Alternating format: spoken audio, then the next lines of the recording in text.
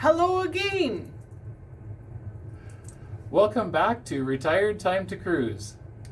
Today is Groundhog Day. Yes, it is. Over and over. We figured it was about time for us to do our draw that we promised you at the beginning of February.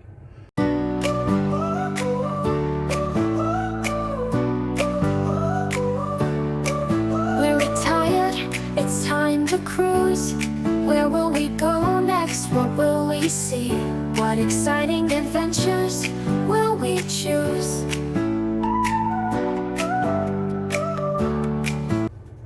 We have had several comments on the video for our 100 subscriber special. We'll be making that random number draw shortly. For the balance of this video, we're going to talk a little bit about how we got started and what we've been doing lately. Here's our draw. 27. The number is 27.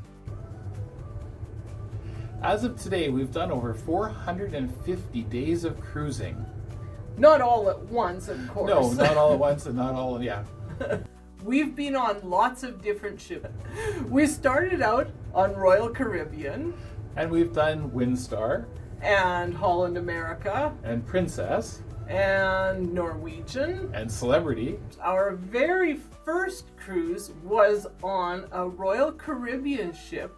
And it's not even sailing anymore. It was the Viking Serenade. It was really funny because since it was so old, when you walked down the hall to our inside stateroom, there was a service corridor underneath, and you would step on it and it would go ka-dunk.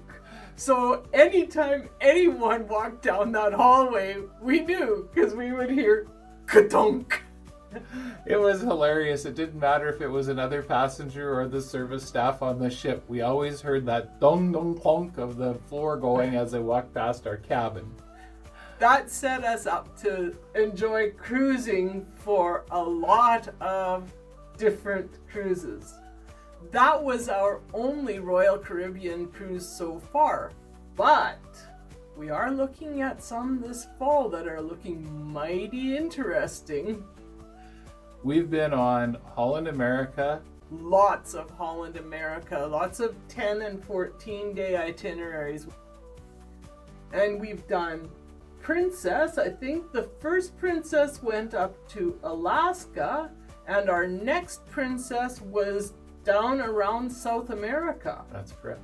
We did Disney through the Panama Canal. And Disney through the Panama Canal is quite entertaining. That was really special. Yes, only 2% of the ships that go through the Panama Canal are cruise ships, and at that time, Disney only had one ship doing Alaska. So you can imagine when we went through the canal, hundreds of people lined the edge of the canal, waving and cheering at us. And that was when there was only the narrow canals, and that ship was a Panamax ship, so there really wasn't very much room between the sides of the ship and the edge of the canal. And Disney had all of the characters outside waving to all the kids. I just remember that. We really did feel like the tourist attraction. Mm-hmm. Another special trip that we did was on the Windstar crossing the Atlantic. Yes, that was an amazing trip. It was a tiny ship, and it was really special because they would let us drive the ship every once in a while. Yeah, when it was under full sail, they'd allow you to take it about 2 degrees off on the compass, and then you would come back in line when the next person took over. It was really a truly unique experience. Yep, you got to see your snake wake. Yeah, that's right. We have been around the tip of South America. We've been to the Falkland Islands. We've been all through South America. We've crossed the equator. We've crossed the international date line. We've been all the way from Australia around through New Zealand, Fiji, and almost through to Tahiti. And what other really neat things have we done? One of my favorite experiences was going to Bora Bora and being able to look straight down off the side of the ship as you're going through the coral heads. There was a very narrow track for the ship to go through. That's right. And you could look right down on the coral heads, and we wound our way out at high tide. That truly was another unique experience. The reason that we're going through this whole unique experience is this weekend we had a Zoom call from some people we've known for a while, and they were really confused because they had talked to a travel agent about booking a cruise, and unfortunately the travel agent, well, they were thoroughly confused after speaking to the travel agent, and so they asked if they could talk to us about our experience and if we could help give them a little bit of advice. That's right. So we spent about an hour on a Zoom call with them, and we went through some of the different cruises and things.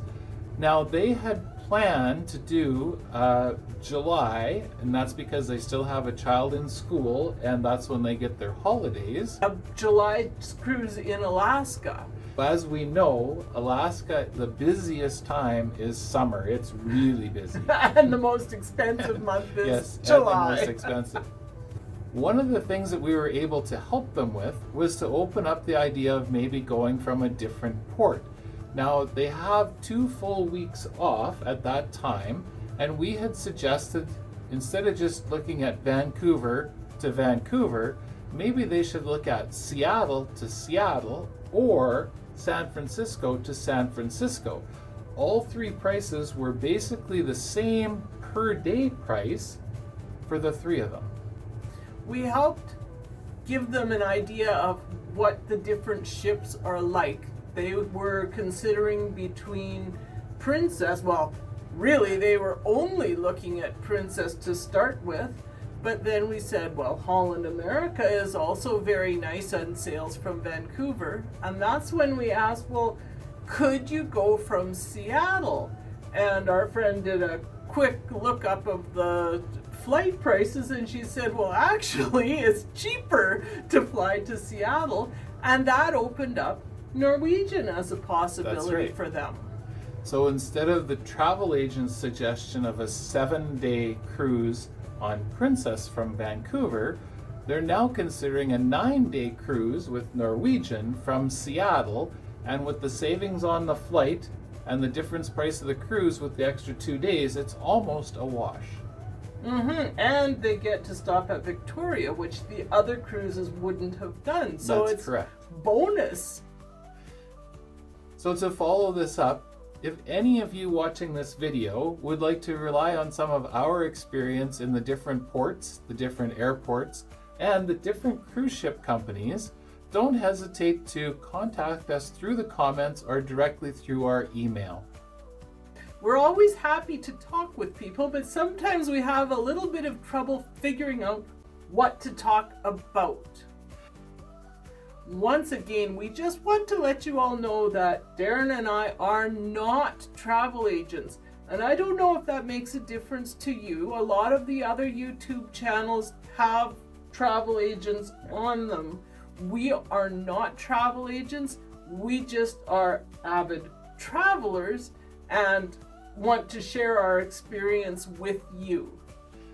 So if you have any questions or anything like the couple that we helped out this weekend, contact us through the comments or our email.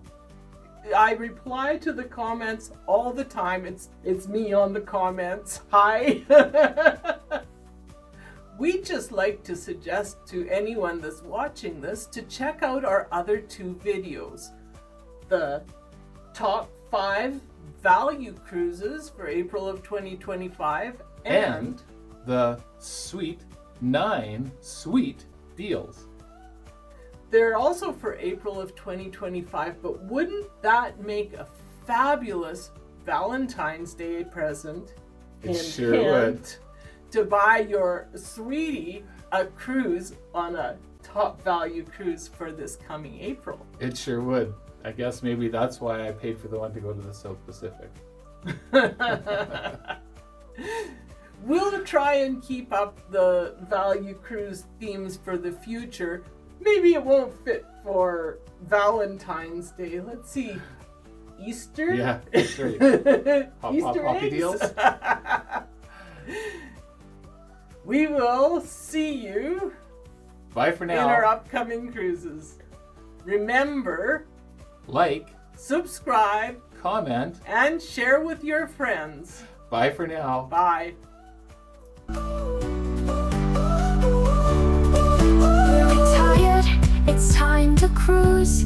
Where will we go next? What will we see? What exciting adventures will we choose? We'll make new friends and make some plans. We'll post videos as we visit new lands. We'd love you to join